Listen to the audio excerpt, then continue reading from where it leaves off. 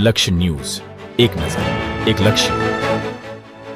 નમસ્કાર દર્શક મિત્રો, લક્ષ્ય ન્યૂઝ ચેનલમાં હું મેઘા અગ્રવત આપનું હાર્દિક સ્વાગત કરું છું. આપ જોઈ રહ્યા છો લક્ષ્ય ન્યૂઝ અને સમય થયો છે આજના મહત્વના સમાચારો પર નજર કરવાનો. બોટાદ જિલ્લાના ગઢડા શહેરમાં ભગવાન શ્રી જગન્નાથજીની 33મી ભવ્ય રથયાત્રા શ્રદ્ધા ભક્તિ અને ઉત્સાહના માહોલમાં યોજાઈ હતી. રથયાત્રામાં મોટી સંખ્યામાં હરિભક્તો અને નગરજનોએ ભાગ લેતા શહેરમાં માનવ મહેરામણના ઘોડાપુર જોવા મળ્યા. ભગવાન શ્રી જગન્નાથજી, ભાઈ બલભદ્રજી અને બહેન સુભદ્રાજીની સુશોભિત રથયાત્રા ગઢડા શહેરના મુખ્ય માર્ગો અને બજારોમાંથી પરંપરાગત રીતે પસાર થઈ હતી. સમગ્ર માર્ગ પર વિવિધ સામાજિક, ધાર્મિક અને સેવાભાવી સંસ્થાઓ તેમજ સ્થાનિક વેપારીઓ દ્વારા રથયાત્રાનું ઉષ્માભેર સ્વાગત કરવામાં આવ્યું હતું.